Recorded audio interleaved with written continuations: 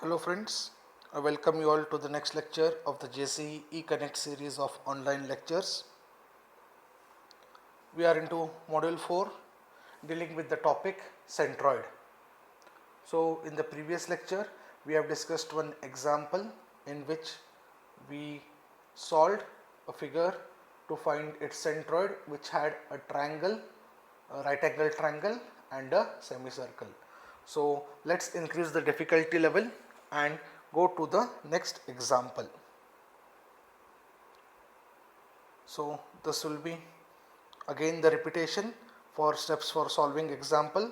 I am repeatedly showing this because once these things get fixed in your mind, the problem solution becomes easy. So first is analyzing the figure and locating the axis.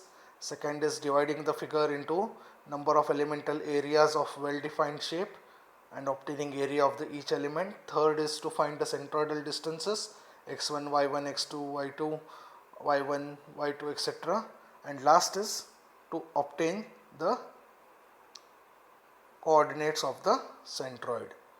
Okay, so let's go ahead with the next example. So this is your example number 6. First 4 examples were quite easy. Fifth one had a bit of difficulty level was increased, and now in sixth I have taken 3 elements. So you have a figure wherein you have 3 elements. This is from the VTU question papers also, please make a note of it. So let's analyze the given data. So you have a figure, axis is marked, so no need of selecting your own axis. The axis which is given only has to be taken. So the figure starts with a semicircle. 2.25 mm which is marked is nothing but the radius of the semicircle. Okay, then you have a rectangle whose base is given as 6 mm and you have a triangle whose base is given as 3 mm. Now again the question arises, what is the height of the rectangle or what is the height of the triangle, as it is not mentioned. But when you observe that the semicircle diameter, okay, the semicircle diameter itself forms the height of the rectangle and height of the triangle.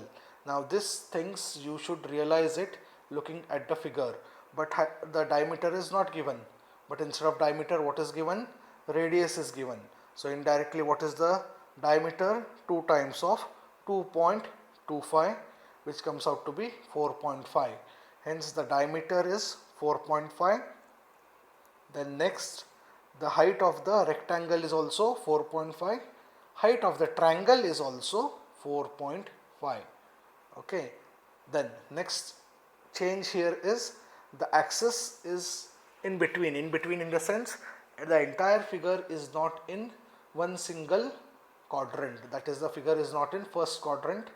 Because of the given axis, the semicircular part lies in the second quadrant and the rectangle and the triangle portion of the figure lie in the first quadrant.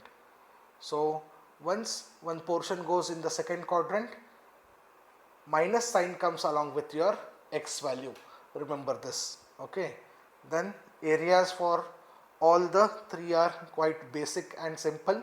That is area for your semicircle, pi r square by 2, area of a rectangle, length into breadth, area of the triangle, half base into height.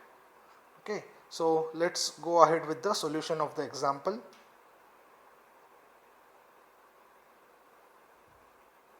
So now again this is the magic figure or the most important figure.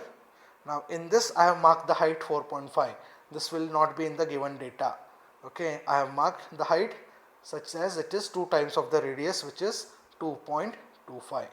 So let the rectangle be the first element, the triangle be the second element, and the semicircle which lies in the other side of the vertical axis, that is in the second quadrant, be the third element.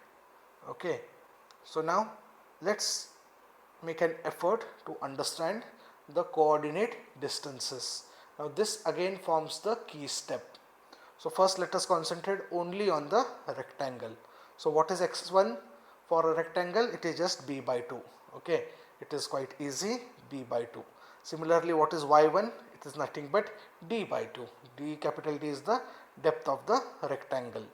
Okay, so for rectangle let us take the notations. B is the breadth and capital D is the depth.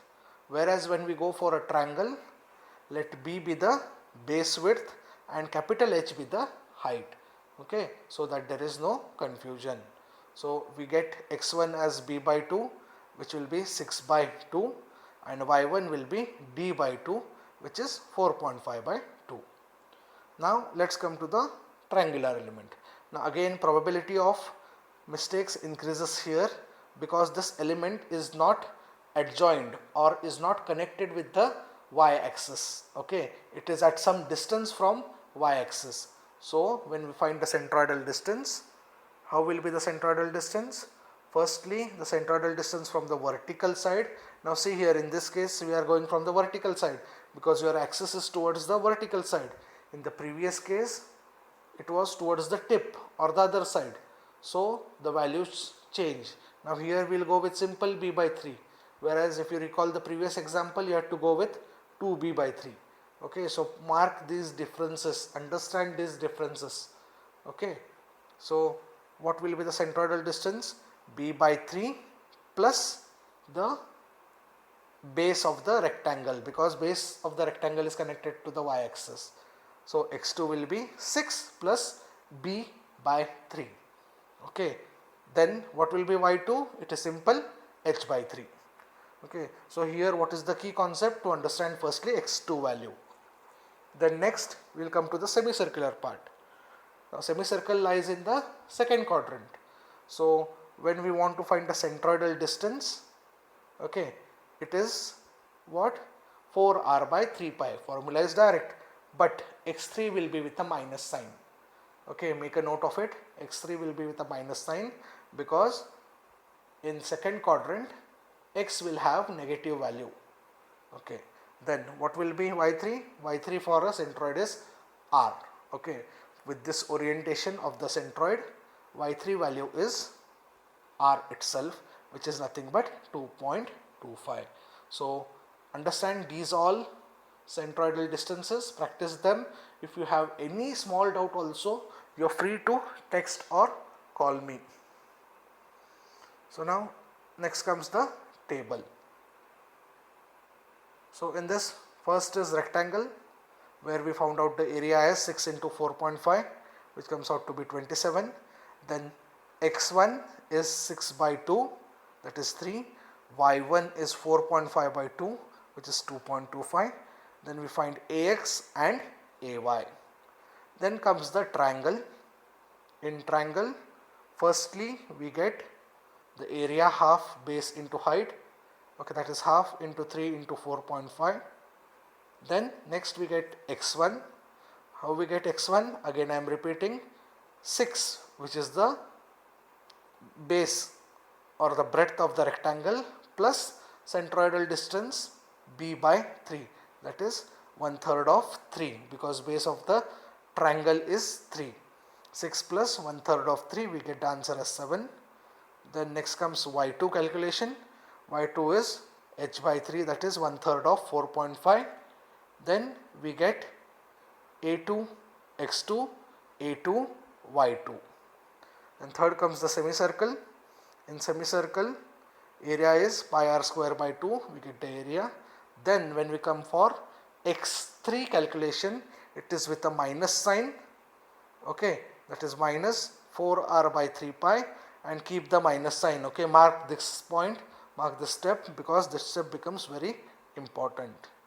Then y3 is nothing but r, that is 4.5 is the diameter by 2, which is 2.25. Directly also you can take as it's a given data. Then we find a3 into x3 and a3 into y3. Once you are done with this table, then is the only summation thing. Summation is addition. So we get the summation of area. Then similarly we get the summation of ax. See, there minus sign has to be taken as minus itself. Okay, that is 81 plus 47.25 minus 7.594. Okay, then summation ay. Once we get all this, we have to find what? X bar, which is summation ax upon a, summation a, and y bar is summation ay upon summation a. So this is a question paper example. So in your internals also, second online internals, you can find similar figures but with the changed data. Okay. So you have to practice these examples very much properly. So what was the main thing in this example? There were three figures: a triangle, a rectangle, and a semicircle. Second thing was, the axis was not such that the figure will be in the first quadrant. The axis was placed such that the semicircle went in the second quadrant, and as the semicircle went in the second quadrant, for calculation of x3 we had to take a minus value. Okay, so this was the main important thing about this problem. So hopefully you will go through this. The step which was told to you all, that is solve element wise. So that means find x1, find y1, then find x2, then find y2, then come to x3, then y3. Don't be in a hurry to find all the things together, you will get confused. Okay, so hopefully the example is clear. In the next lecture we will come up with further examples. Please make notes of all these examples, because at one point of time I will ask you all to submit the notes. Okay, so please take care of yourself. Hopefully we will meet at the earliest. So thank you, have a good day.